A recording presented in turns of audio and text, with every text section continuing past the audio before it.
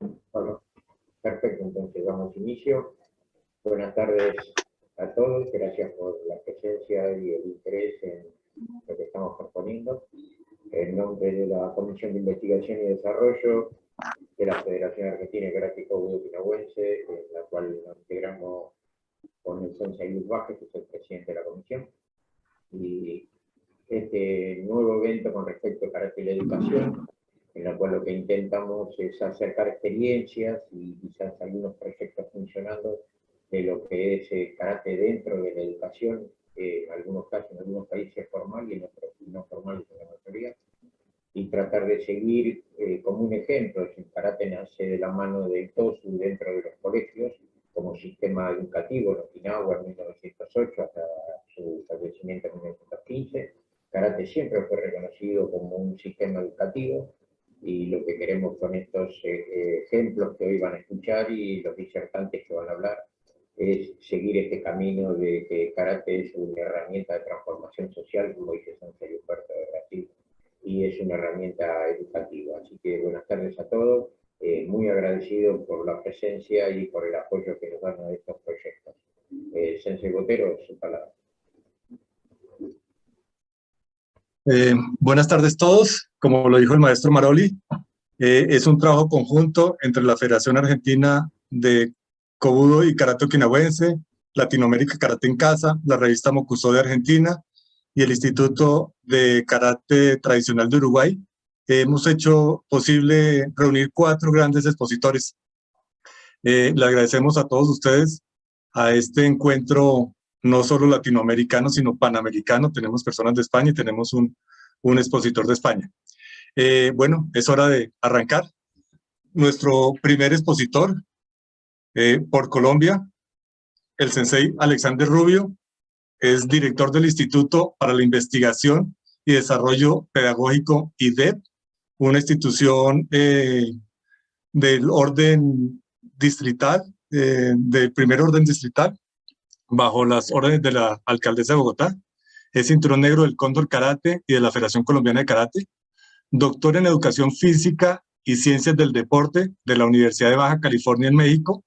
Magíster en Investigación de Arte del Instituto Nacional de Bellas Artes de México. Magíster en Investigación y Docencia de la Universidad Central de Chile. Licenciado en Educación Física de la Universidad Pedagógica de Bogotá. Finalista del Global Teacher Prize 2017 en Dubái. Ganador del Global Education Award 2019 en India. Premio al Juego Limpio del Comité Olímpico Internacional en 2020 en Budapest. Creador de la pedagogía del loto. Poseedor de 2 récords Guinness con el trabajo pedagógico con estudiantes de educación pública desde hace 22 años. La clase del yoga más larga del mundo. La cadena de percusión corporal más grande del mundo. Practicante de karate desde 1989. Docente investigador de la Universidad Distrital Francisco José de Caldas. Docente de educación pública en educación básica, media, pregrado y posgrado. Becario del gobierno de la India desde el año 2017, investigador y conferencista internacional. Sensei Alexander, bienvenido a este evento. Sensei Carlos Botero, muchísimas gracias, y a todo el equipo que está reunido el día de hoy por esta invitación, por poder compartir con ustedes un poco de estas reflexiones y diálogos en torno al tema que nos atañe, que es esa relación pedagógica entre el campo del karate y el campo educativo, que es bien importante. Bueno, listo. Bueno, entonces muy buenos días para toda la comunidad del karate y personas sensibles al tema educativo y al tema del cuerpo. Mi nombre es Alexander Rubio Álvarez. Esencialmente soy maestro, soy profesor aquí en Colombia. Les decimos maestros a quienes estamos inmersos en el plano educativo, sin importar si es desde la educación básica, media, superior. Ese es el campo de los maestros. El tema que trabajaré el día de hoy es la educación socioemocional en la escuela, y particularmente iniciando desde un ejemplo, que es un tema muy específico de la relación directa con el contexto. Es decir, cuando empezamos a hacer nuestro trabajo de enseñanza, sea desde el campo que hayamos elegido, sea en la educación preescolar, básica, media o educación universitaria, y especialmente en este orden de la línea que corresponde al cuerpo, y lo voy a enmarcar en las artes marciales, lo voy a enmarcar mucho más específico en el karate, y en el tema socioemocional, pues se enfrenta uno a diversas situaciones. Número uno, el contexto. Aquí hay participantes de Perú, de Argentina, de Uruguay, de España y de otras latitudes, lugares que he conocido también.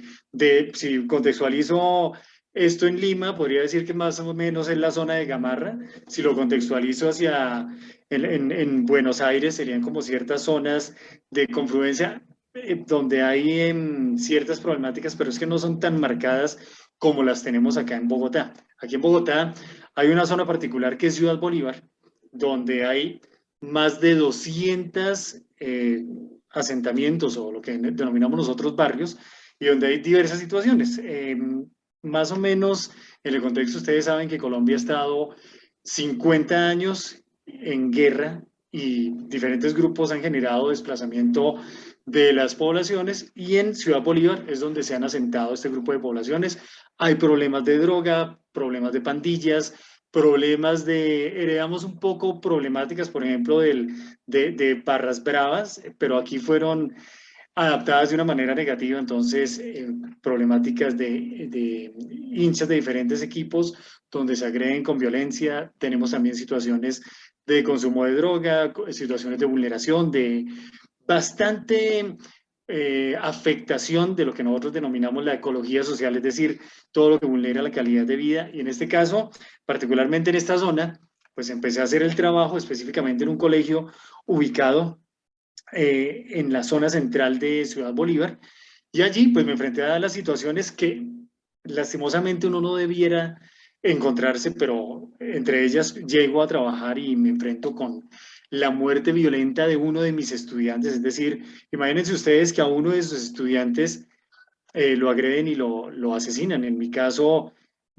asesinaron a uno de mis estudiantes de la manera más descomunal. 7 disparos le propinan a este estudiante que tenía 16 años, y eso para mí se convierte en una forma de repensar lo que hacemos en educación, lo que hacemos desde el cuerpo y lo que hacemos desde cualquier práctica educativa que desarrollemos.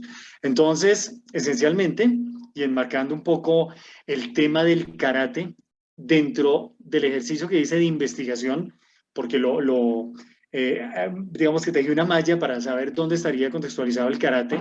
El karate está dentro del mundo, que es mucho más grande y corresponde a cuerpo, pero corresponde también a una línea que es bien interesante, que se llama las técnicas somáticas. Y esas técnicas somáticas y propioceptivas guardan una relación con karate, artes marciales, prácticas que más o menos la última década ha referenciado en el mundo de mindfulness, técnicas de la meditación, y en este caso voy a exponerles 4 punticos rápido, y luego me iré con imágenes, que es lo que más me parece que marca en la iconografía cuando uno está enseñando.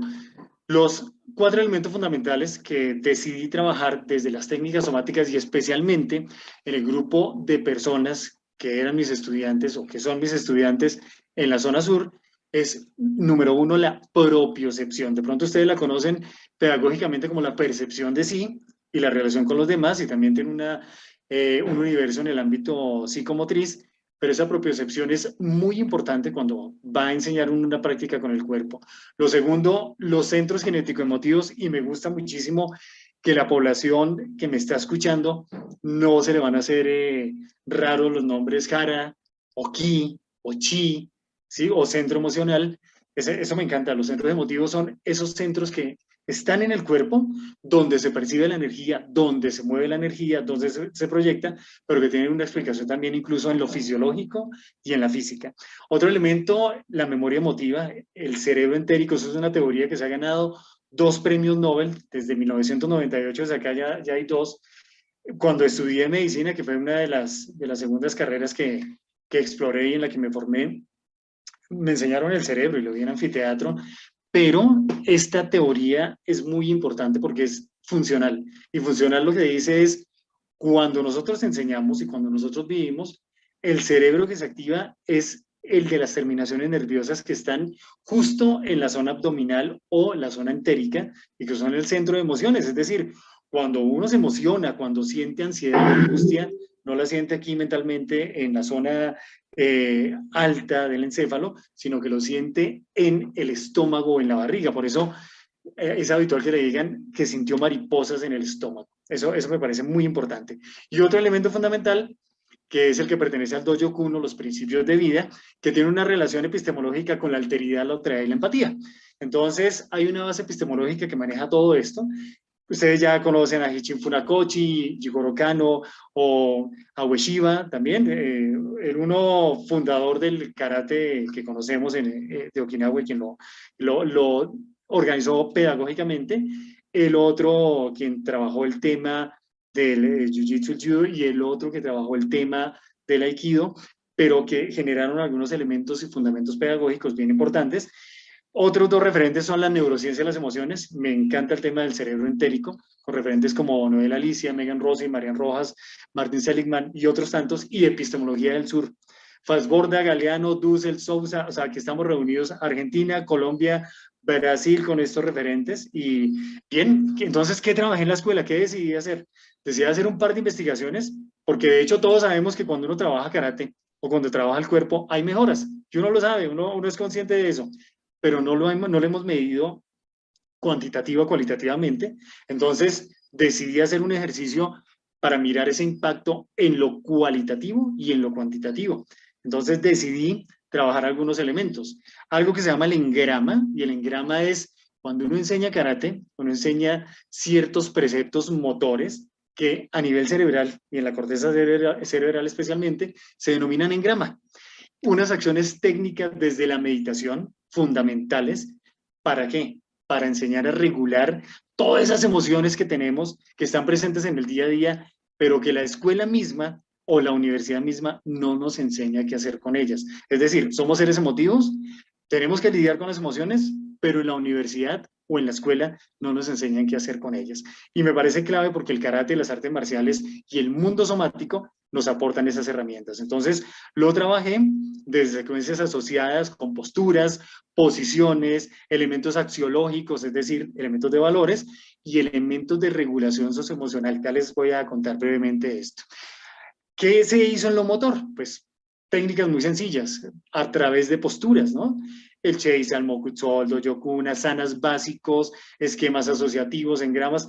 Hay algo muy importante cuando empezamos a abordar las artes marciales, uno encuentra unos orígenes comunes muy antiguos y unas vertientes muy comunes en Oriente y especialmente incluso en India, que luego pasaron a Corea, a Japón, a China, pero hay una esencia básica. Entonces me fui a hacer esa inmersión en esa esencia que había allí y encontré como ciertos elementos que se convierten en fuente o en esqueleto. A mí me gustan las imágenes. Esta es una imagen con un grupo numeroso de estudiantes en un ejercicio de meditación o de mokuto o de ejercicio de reencuentro y propiocepción, ¿sí? Que me parece muy importante porque lo aporta el karate y es ese tiempo para enfocarse, respirar, y eso tiene una validez enorme cuando uno está pensando que cada uno de esos estudiantes, muchos han sido vulnerados en su hogar, muchos carecen de elementos básicos, muchos son maltratados, muchos son hijos de sicarios, muchos son hijos de las personas que se encargan del narcotráfico en la zona, y cuando uno empieza a trabajar de una manera distinta desde el cuerpo, les acerca a otras herramientas.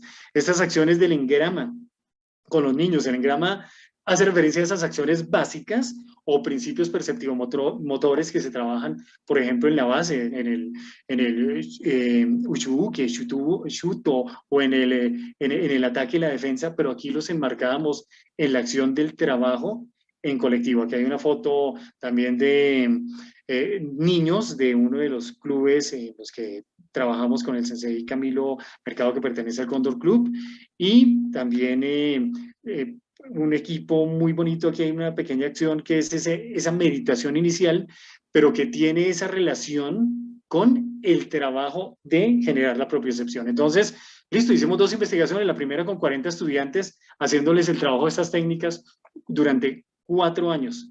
Resultado final, mejoran los procesos socioemocionales, impacto positivo en las respuestas académicas, mejoraron lo académico, pero digamos que no me quedé ahí, sino que me puse a hacer una segunda investigación de índole cuantitativo. ¿Cuantitativo qué quiere decir? Diseño experimental, pretest, posttest, grupo experimental, grupo control, 86 de grupo experimental, 86 de grupo control. A uno les dimos la técnica, a otro no les dimos la técnica para ver qué sucedía. Sucedió que al grupo que le trabajamos la técnica mejoraron en respuestas emocionales, disminución de violencia, mejoran lo académico, mejoran los procesos de relación, y esto nos dio una evidencia que el trabajo desde el cuerpo tiene un impacto positivo en la vida. La socializamos en Dubái, en el Teacher Lead Research, que es solamente elige 21 investigaciones a nivel del mundo, y esta fue una de ellas, y empezamos a establecerla como un trabajo colectivo, obviamente fundamentado en todos estos preceptos epistemológicos. Ahí está un poco de la presentación del grupo pretest, del posttest, la intervención que se hizo, el orden de nivel 1 y nivel 2, a los que expusimos a la técnica y a los que no, y básicamente lo que se logró fue, y ahí está la barrita que me gusta mucho, que es esa, la azul, que quiere decir la mejora en el grupo con el que trabajamos las técnicas, pero lastimosamente en los grupos que no, y que eso es parte de las investigaciones, se siguen, en los grupos en que no aplicas la técnica, se siguen presentando esas situaciones de afectación de la convivencia.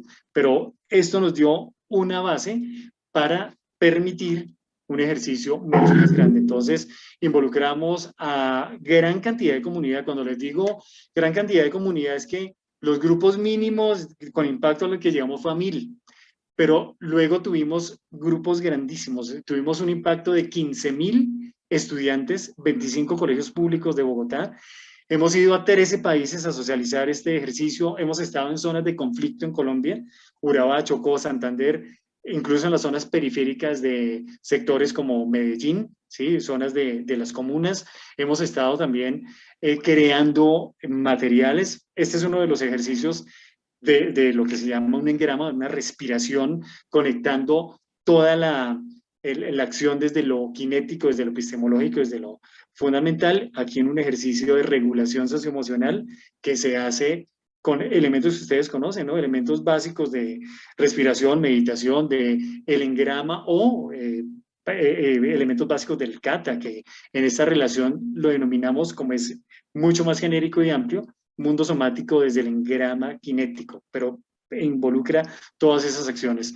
Trabajos en los que logramos involucrar miles de estudiantes. A mí me parece muy simbólico, bueno, además de los ejercicios que han tenido 2 récords mundiales y que para mis estudiantes han sido todo un orgullo, más allá del récord mundial, esto es un ejercicio que es más bien un pretexto para llegar a cambiar positivamente las relaciones del cuerpo. Y pues aquí, ahí estamos con la ministra de Educación de Colombia.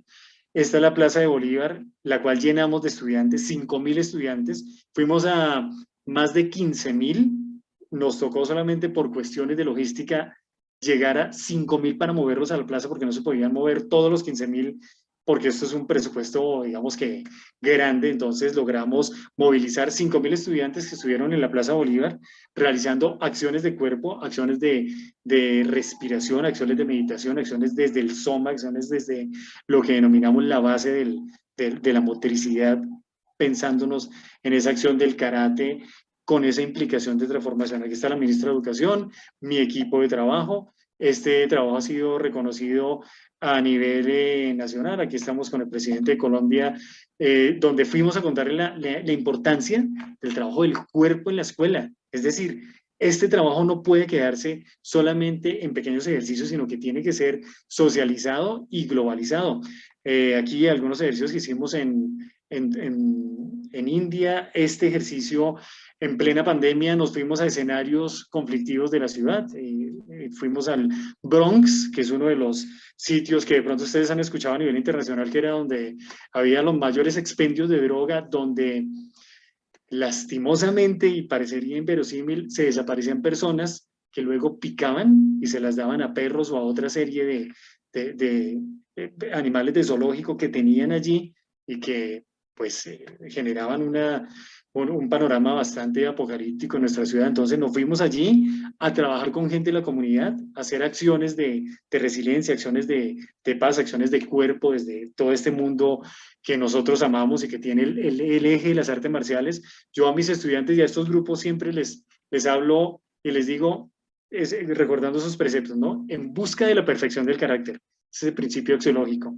La fraternidad, ese es el principio del trabajo en comunidad. La constancia y el esfuerzo que tiene la relación con la empatía y con el reconocimiento del otro. El respeto a los demás, que es súper fundamental cuando uno habla de convivencia.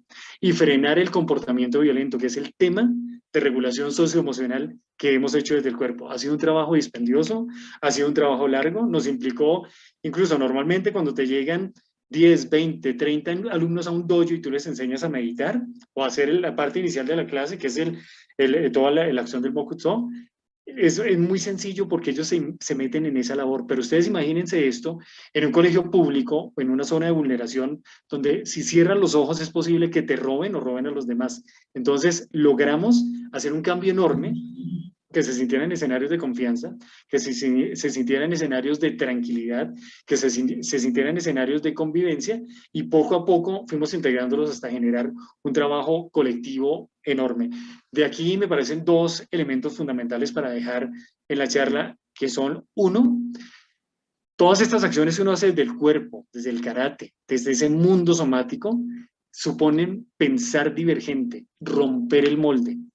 Y importantísimo, si queremos hacer procesos de transformación, es importante hacer una acción que es hacer acciones distintas, dejar de hacer lo mismo, ¿sí? Y básicamente les hemos trabajado dentro de esa dinámica algo que denominamos el RPA, es decir, lo fundamental más allá de la forma en el karate, que sería la kata del kumite, si uno se lleva para la vida ese RPA, que es respire, piense y actúe con amor y pensando en comunidad, se genera una transformación distinta. Entonces, es casi que el principio del código del guerrero, ¿no? del Bushido.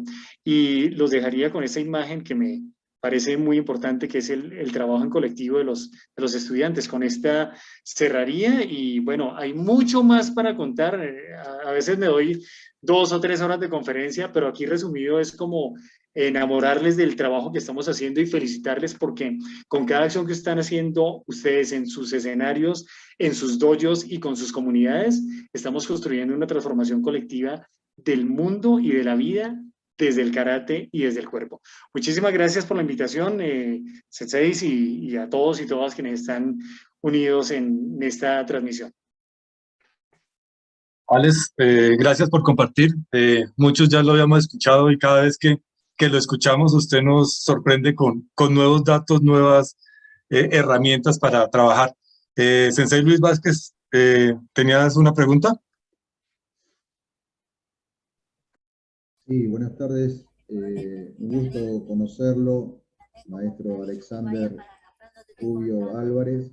Mi pregunta es si fue fácil o fue complicado ingresar el concepto de la respiración como parte fundamental de este cambio de actitud y de la educación somática que usted está planteando.